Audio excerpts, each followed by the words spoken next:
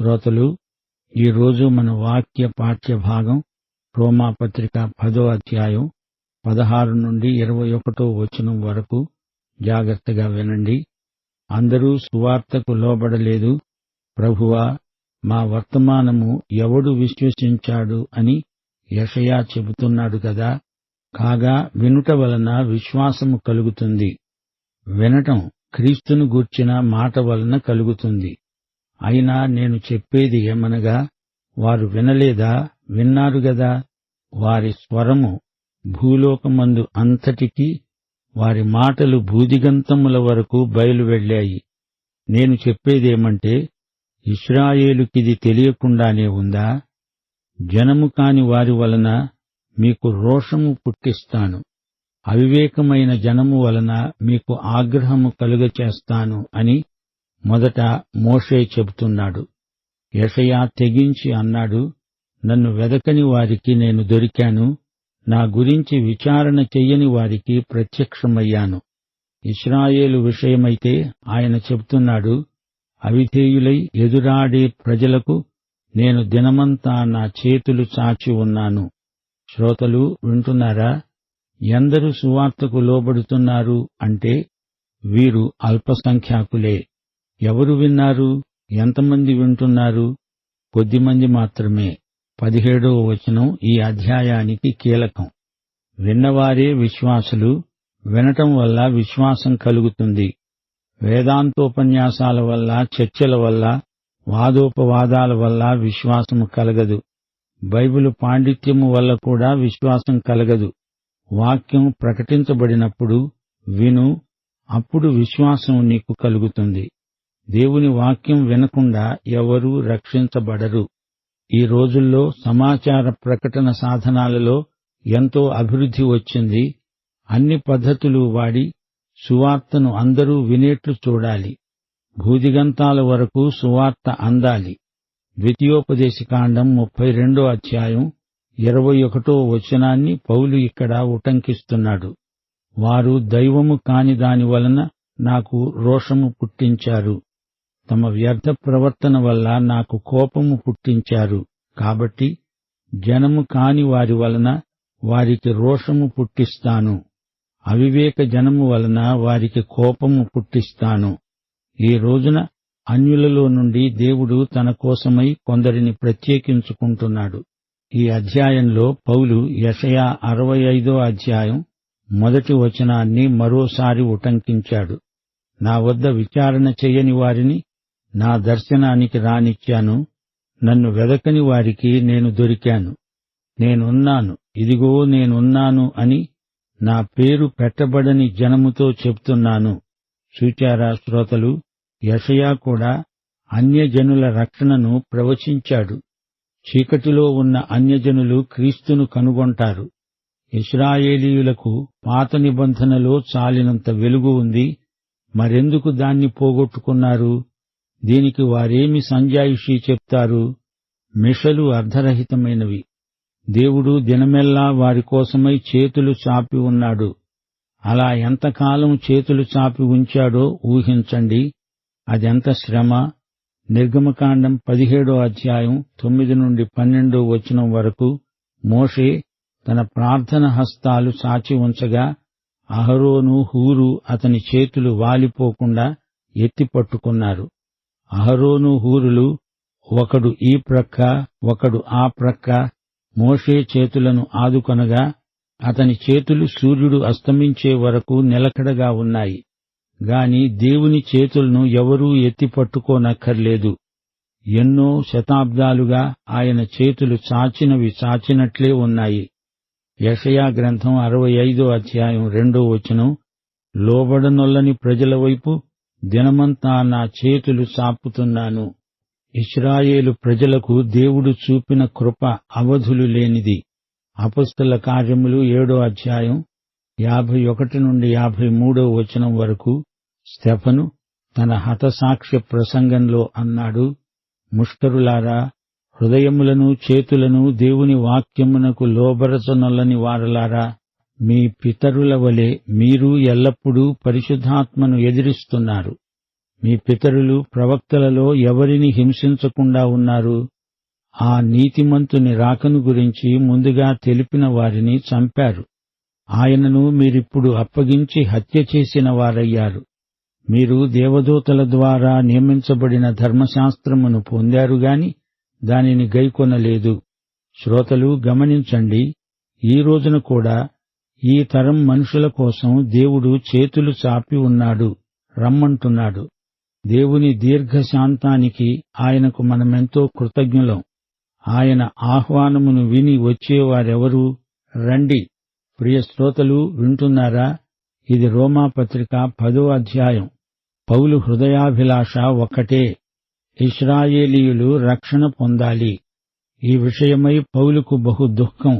ఆత్మయందు పౌలు మనస్సాక్షి ఇచ్చే సాక్ష్యమిది. ఇదే పౌలు ప్రార్థన. సోదర యూదులందరూ రక్షణ పొందాలనే తీవ్రమైన కోరిక పౌలును తినివేసింది. వారి కోసం పౌలు ఎంతో ప్రార్థించాడు. ఇశ్రాయేలీయులకు మతాసక్తి ఉందిగాని దేవజ్ఞానం లేదు. ఇశ్రాయేలీయులు దేవుని నీతికి లోబడరు. వారు మరీ స్వనీతిపరాయణులైపోయారు.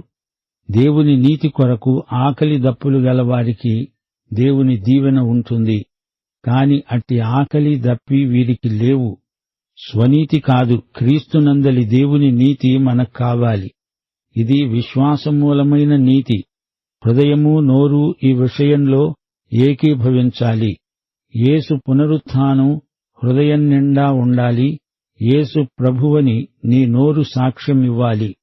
విశ్వాసము, ఒప్పుకోలు ఈ రెండూ నీ హృదయము నోరు కలిసి సమర్థించాల్సిన వైఖరి. విశ్వాసి జీవితంలో నోటి ఒప్పుకోలు, హృదయ విశ్వాసము ఏకీభవించాలి. రోమాపత్రిక 3వ అధ్యాయం 29-30 వచనాలు ఈ సందర్భంలో జ్ఞాపకం చేసుకోవాలి. దేవుడు యూదులకు మాత్రమే దేవుడా? అన్యజనులకు దేవుడు కాడా? అవును, అన్యజనులకు దేవుడే. దేవుడు ఒక్కడే గనుక సున్నతి గలవారైనా కాకపోయినా అందరినీ విశ్వాసమూలముగా నీతిమంతులనుగా తీరుస్తాడు.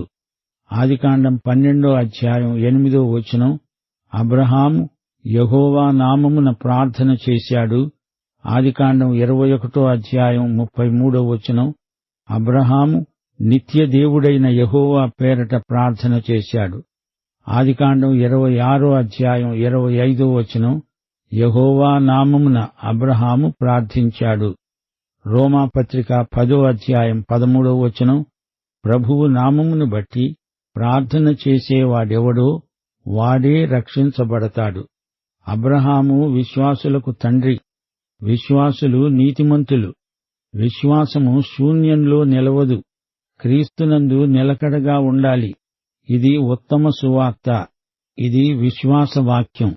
సువార్త ఎన్నడూ విని ఉండని వారిని గురించి పౌలుకున్న మనస్సే మనకూ ఉండాలి. పౌలుకు క్రీస్తుకు కలిగిన మనస్సే ఉంది. వినటం, విశ్వాసం ఈ రెండూ పరస్పర సమాశ్రితమైనవి. వినాలి, క్రీస్తు వాక్యమే వినాలి. విని విశ్వాసముంచాలి. అంతటా సువార్త వినబడాలి. 19వ కీర్తనలో దావీదు అన్నాడు, ఆకాశంలో, అంతరిక్షంలో, పగలు రాత్రి, లోక దిగంతాల వరకు సువార్త వినబడాలి. యెహోవా ఉపదేశాలు నిర్మలమైనవి, ఆయన ధర్మము నిర్మలమైనది. అప్పుడు మన నోటి మాటలు, మన హృదయ ధ్యానము దేవుని దృష్టికి అంగీకారములవుతాయి. ఇశ్రాయేలుకు ఇదంతా తెలిసి కూడా అవిధేయులై అధిక శిక్షను కొని తెచ్చుకున్నారు. ఈ రోజున ఇశ్రాయేలు దేవుణ్ణి తిరస్కరిస్తే వారు శిక్షను తప్పించుకోలేరు. ప్రియ శ్రోతలు గమనించండి, ఇశ్రాయేలీయులు ఎందుకని క్రీస్తు విషయంలో తొట్టిల్లారు? దానికి ఒకే జవాబు, దేవుని నీతిని వారెరుగరు. దేవుని నీతి ఎలా ప్రాప్తిస్తుందో వారికి తెలియదు. అది పరిసయ్య మనస్తత్వం. నీతి క్రియలు ముఖ్యమనుకున్నారు. విశ్వాసమూలమైన నీతిని వారు పొందలేదు. యోవేలు గ్రంథం 2వ అధ్యాయం 32వ వచనం, ఆ దినమున యెహోవా నామమును బట్టి ప్రార్థన చేసే వారందరూ రక్షించబడతారు. అపొస్తలుల కార్యములు 2:21 సువార్తను అంగీకరించి విశ్వసించిన వారే రక్షించబడతారు. ఈ అధ్యాయంలో 14-17 వరకు పౌలు యొక్క సౌవార్తిక మనస్తత్వం వ్యక్తమవుతోంది. పంపబడని ఎడల ఎలా ప్రకటిస్తారు? పంపేవారు, పంపబడేవారు, ఇదే సౌవార్తిక ఉద్యమ స్ఫూర్తి. అందమైన పాదాలు గల సువార్తికుడు అపొస్తలుడైన పౌలు. దేవుడు చేతులు చాచాడు. పౌలు హృదయం బద్దలైపోయింది. అయినా ఇశ్రాయేలీయులందరూ నమ్మలేదు. అయితే అన్యులు నమ్మి రక్షించబడ్డారు. సోదరీ సోదరులారా, నిరుత్సాహపడకండి. సువార్త ప్రకటించండి. మీ పాదాలను అందంగా ఉంచుకోండి. ఈ అధ్యాయంలో పౌలు యూదులను గురించి కఠినంగా మాట్లాడినట్లు ధ్వనిస్తోంది. కాని పౌలు హృదయం శృతిమెత్తనిది. వారు రక్షించబడాలి అనేదే పౌలు హృదయాభిలాష. యేసు యెరూషలేమును గురించి ఎంత విలపించాడో మనకు తెలుసు. పౌలు ప్రేమ గలిగి సత్యము చెబుతాడు.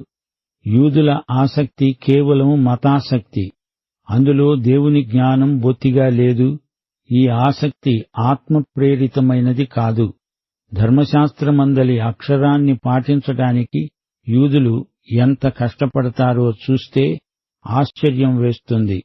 యూదుల ఆసక్తి ధర్మశాస్త్ర నియమాలను తూచా తప్పకుండా పాటించటంలో వారు కనపరిచారు. ధర్మశాస్త్రము కోసం ప్రాణాలు సైతం ఇస్తామన్నంత ఆసక్తి. అది జ్ఞానానుసారమైనది కాదు.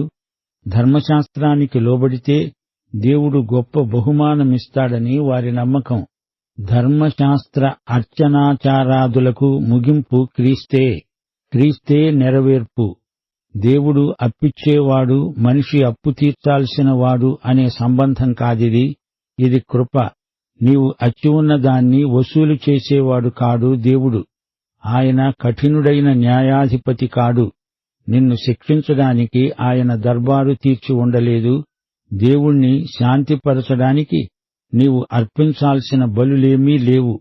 ఈ కృపాకాలంలో నీవు ఆయన ప్రేమను అంగీకరించాలి, అంతే. దేవుని కృప, ప్రేమ, కనికరం క్రీస్తునందు నీకు ఉచితం. లేవియకాండం 18:5 మీరు నా కట్టడలను, నా విధులను గైకొనాలి, ఆచరించాలి. వాటిని గైకొనేవాడు వాటి వలన బ్రతుకుతాడు. ఈ వచనాన్ని పౌలు ఉటంకించాడు. అయితే ధర్మశాస్త్రమంతటినీ నెరవేర్చి బ్రతికినవాడు ఎవడూ లేడు. ద్వితీయోపదేశకాండం 30:12-13 దేవుని మాట ఎక్కడో ఆకాశంలో సముద్రానికి అవతల ఉన్నది కాదు, నీకు బహు సమీపముగా ఉన్నది. అది నీ హృదయంలో ఉంది, నీ నోట ఉంది. క్రీస్తు పరలోకం నుంచి దిగిరావటం కాని, మృతులలో నుండి లేవటం కాని నీవు చేసింది కాదు. అందులో నీ ప్రమేయమేదీ లేదు. మన స్వప్రయత్నం చేత మనము నీతిమంతులము కాలేదు. అంతా ప్రభువే చేశాడు. దానిని మనం అంగీకరించాలి, స్వీకరించాలి, అంతే. యేసు ప్రభువని నోటితో ఒప్పుకో. యేసును ప్రభువని గుర్తించాలి. నీ రక్షణ యేసు ప్రభుత్వంతో ముడిపెట్టబడింది. అంతేకాదు, యేసు పునరుత్థానాన్ని హృదయపూర్వకంగా నమ్మాలి. క్రైస్తవ విశ్వాసానికి పునరుత్థానం ఆధారం. యేసు సజీవుడు అని నమ్మాలి. యేసును గురించి తెలుసుకుని ఉండడం కాదు, ఆయనను వ్యక్తిగతంగా సన్నిహితంగా ఎరిగి ఉండాలి. యేసు చరిత్రలోని వ్యక్తి మాత్రమే కాడు, ఆయన నీ అనుభవంలో ఉన్న ప్రభువు. యేసు హతసాక్షిగా చనిపోలేదు, ఆయన నీ రక్షకుడుగా చనిపోయి తిరిగి లేచాడు. ఆయన మృత్యుంజయుడు. ఈ వాస్తవాన్ని నీవు ఎరిగి ఉండాలి. హృదయ విశ్వాసము, నోటి సాక్ష్యము ఈ రెండూ ఏకీభవిస్తేనే కాని అది రక్షణానుభవం కాజాలదు. యూదులకు ధర్మశాస్త్రమంటే ఎంతో ముఖ్యం. దేవుని దగ్గరికి రావడం అంత సులభమా? ధర్మశాస్త్రం లేకుండా ఊరికే విశ్వాసం ద్వారా ఎలా దేవుని దగ్గరికి వస్తాము?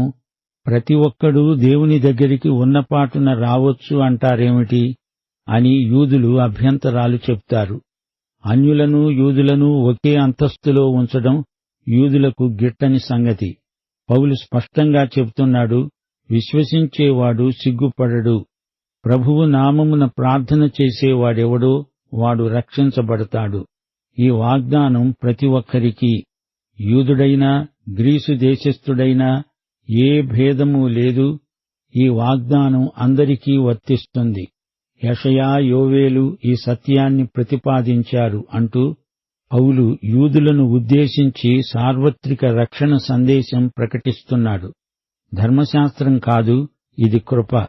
మీరందరూ ఈ కృపాసువార్తను నమ్మి రక్షించబడాలి. అది నా హృదయాభిలాష అంటున్నాడు పౌలు. మీ ఆసక్తి జ్ఞానానుసారమైనది కాదు అని ఖండితంగా చెబుతున్నాడు. నేనేమీ ఏదో కొత్త సిద్ధాంతాన్ని కల్పించి చెప్పటం లేదు.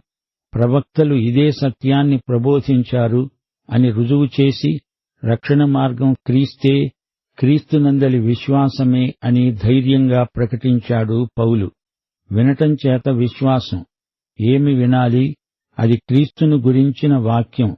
ఎంత చెప్పినా యూదులు దేవుని కృపను గుర్తించలేకపోతున్నారు. దినమంతా దేవుడు వీరు వస్తారని దీర్ఘశాంతంతో చేతులు చాపి కనిపెట్టి చూస్తున్నాడు. యెషయా తన ప్రవచనాలలో సువార్తికుని పాదాలు ఎంత సుందరమైనవో పేర్కొన్నాడు. సువార్తికుడు పంపబడాలి, ప్రజలు వినాలి, రక్షించబడాలి.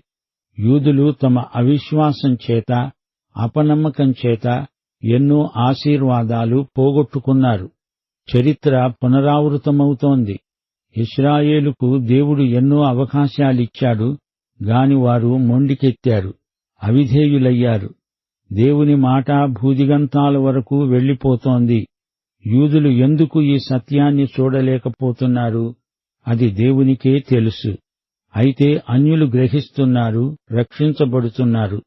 యూదుల నిర్లక్ష్యం అన్యులకు అవకాశ ద్వారాలను తెరిచింది. దేవుని దీవెనలు అన్యులకు బదిలీ చేయబడ్డాయి. దూరస్థులు, వారొక జనం కారు. దేవుని కృప వారిని చేర్చుకున్నది. వారికి ప్రవేశం లభించింది. వెదకని వారికి మహదైశ్వర్యం దొరికింది. దేవుడు బయలుపరచిన జ్ఞాన ప్రత్యక్షాన్ని యూదులు నిర్లక్ష్యం చేశారు. ఇది వారి అజ్ఞానం కాదు, జ్ఞానాన్ని తిరస్కరించిన అపరాధం, మొండితనం, మకురుతనం. ఇది క్షంతవ్యం కాదు. దేవుడు చాపిన చేతులు అలాగే ఉన్నాయి. ఒక జాతిగా ఇశ్రాయేలు కదలి రావటం లేదు. ఇప్పుడైతే వారికి ఎట్టి మెషా లేదు, సాకులు చెప్పే ఆస్కారమే లేదు. ప్రత్యక్షాన్ని తిరస్కరిస్తే దాని ఫలితాన్ని వారు అనుభవించక తప్పదు. ఆధ్యాత్మిక అంధత్వం ప్రమాదకరం. కావాలని కండ్లు మూసుకొని అంతా చీకటి, నాకేమీ కనపడటం లేదు అంటే ఎలాగా? వినబడకుండా చెవులు మూసుకొని నాకేమీ వినబడడం లేదని ఫిర్యాదు చేయటం ఎలాంటి వైఖరి? ప్రియ శ్రోతలు, వింటున్నారా? దేవుడు మనకు మనస్సాక్షినిచ్చాడు. పరిశుద్ధాత్మ నడుపుదల మనకుంది. ఇక అజ్ఞానానికి తావేది? యథార్థంగా ఆలోచిస్తే మనకు సత్య ప్రత్యక్షం ఉంది. నిర్నిబంధంగా దానికి లోబడాలి. లేకపోతే అది స్వయంకృతాపరాధమే అవుతుంది. ఇశ్రాయేలు చరిత్ర నుండి మనం నేర్చుకోవలసిన గుణపాఠమిదే. మనం నిమిత్తమాత్రులం. దేవుడు పరమ కుమ్మరి, కుంభకారుడు. నీవు నేను ఆయన చేతిలోని బంకమన్నులాంటి వారము, అంతే. అంతా దేవుని నిర్ణయమే. అయితే అది నీ తీర్మానాన్ని బట్టే నీలో సఫలమవుతుంది. దేవుని నిర్ణయం, మానవుని తీర్మానం, ఈ రెండిటి సమన్వయం ఒక మర్మం. అది దేవునికే తెలుసు. సమస్తానికి కర్త దేవుడే. అయితే నీకు నాకు దేవుడు చిత్తమనేది ఇచ్చాడు. తీర్మాన స్వేచ్ఛ మనకుంది.